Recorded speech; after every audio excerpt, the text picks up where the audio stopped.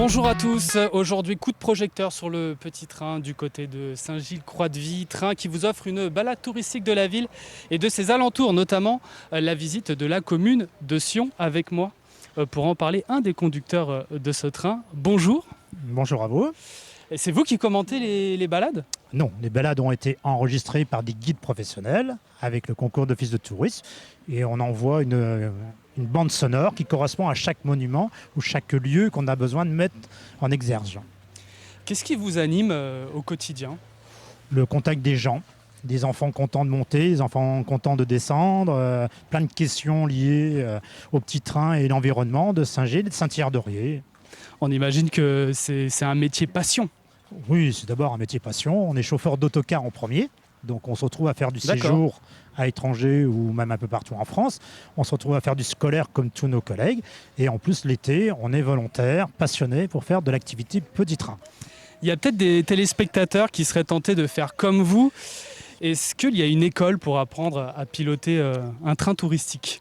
Pas du tout. Il faut être passionné, ça va pas vite. Il faut aimer les clients. Il faut avoir le permis autocar. Et après, on forme sur place, l'entreprise forme sur place les gens, on les accompagne. On a une formation en interne qui fait qu'on devient chauffeur de petit train lorsqu'on aime ça. Et quand vous êtes dans ce petit train, vous repassez aux mêmes endroits, j'imagine ?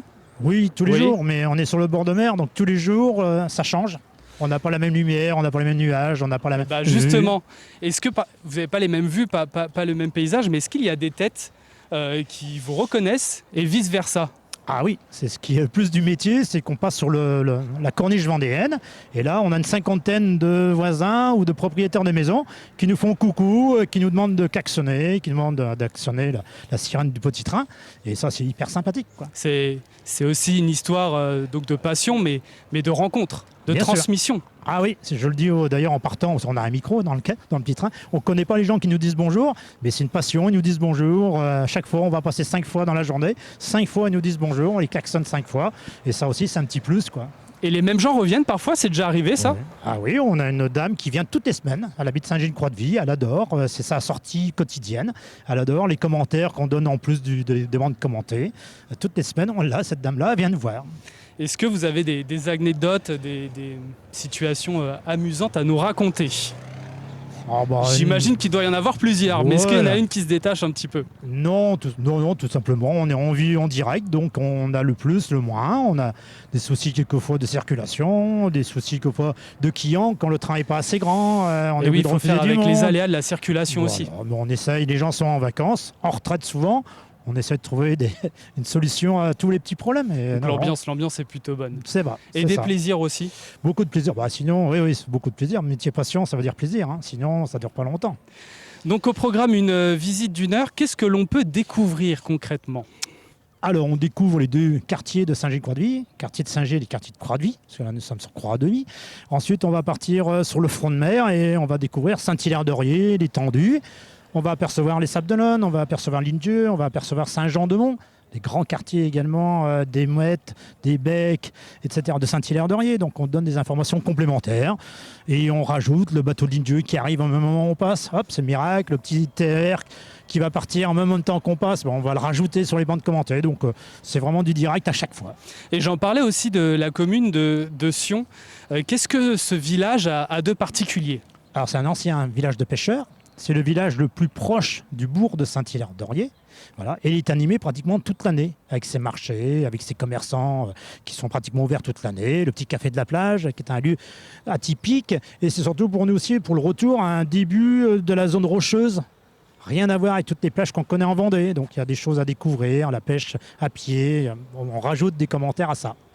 Et pour le côté un petit peu plus technique, là, on peut voir ce train là derrière nous. Qu'est-ce qu'il a de particulier ce train ?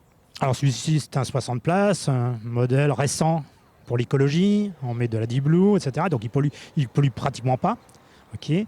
Et c'est un train qui est connu maintenant avec des petites paillettes. Les gens prennent des photos. Vous allez voir, au retour de chaque tour, les enfants demandent à prendre des photos devant le train et même au volant des trains. Et quand quand les gamins sont passionnés, j'autorise qu'ils se prennent des photos au volant pour envoyer à leurs grands-parents ou autres. C'est le charme du direct, etc. Et ces trains, on peut voir, ils sont aussi équipés d'un toit, idéal pour les périodes de grosse chaleur, là, surtout qu'en ce moment, ça tape un petit peu. Et d'orage et de pluie. Et d'orage et de pluie, bien sûr. Même si en été, on a plus de chances d'avoir du soleil et des températures. Mais l'amplitude d'un petit train, c'est 9h minuit tous les jours. Donc même au mois de juillet, à 23h, il fallait quand même fermer les côtés parce qu'il commence à faire froid. Il y a des enfants de bas âge qui sont à l'intérieur. Donc non, on est content d'avoir un toit qui permet d'avoir de l'ombre l'après-midi. Le service des petits trains est ouvert jusqu'au 31 août, mais aussi toute l'année. Oui, toute l'année, puisqu'on répond, là c'est pour les vacanciers, mais avant saison, on répond également aux autocaristes qui viennent dans la région et on leur propose des journées thématiques avec la route de la sardine, il y a plein de thèmes ou des entreprises qui veulent faire des balades avec le personnel. C'est aussi un moyen, ou un mariage. Il y a plein d'activités annexes qui fait que le petit train est bien vu, quoi. Pour cet été, en tout cas, vous circulez jusqu'au 31 août, ça va arriver vite, c'est la semaine prochaine. Est-ce qu'un bilan peut déjà être tiré pour cet été 2023 ? Alors non, je ne peux pas vous tirer de bilan puisque je n'ai pas les chiffres. Vous n'avez pas de chiffres ? Non, je n'ai pas de chiffres. D'accord. La météo a été clémente. Plus il fait mauvais, plus c'est un temps à petit train. Aujourd'hui, il fait chaud, on fait 50% de moins que s'il fait pas beau. Les gens sont plus à la plage qu'au petit train lorsque la météo... la météo est un peu moins favorable. On a fait une très grosse semaine dernière. Cette semaine, ça se trouve, on va faire moins 50% parce qu'il fait trop chaud pour monter dans un petit train. Et un mot pour ceux qui seraient tentés de venir ces prochains jours et peut-être leur donner envie définitivement de monter à bord avec vous et pour découvrir de très beaux paysages. Oui, c'est une façon, les gens qui viennent de monter, qui viennent prendre des billets, c'est ce qu'ils disent. Ils profitent de petits trains partout où ils vont en vacances. Ils voient tous les sites pour revenir après, cibler ce qu'ils ont envie, une église, un phare, la mer, etc. Donc c'est un lieu pour découvrir une région en sens du terme et il faut revenir à pied, en famille, pour cibler les choses. On rappelle qu'il faut venir une demi-heure avant le départ du petit train, auprès donc du chauffeur, donc auprès de vous. Horaires et informations complémentaires à retrouver sur pays-saint-gilles-tourisme.fr, c'est bien ça ? C'est ça, on a un site internet où les gens qui s'occupent de ce site sont avec nous.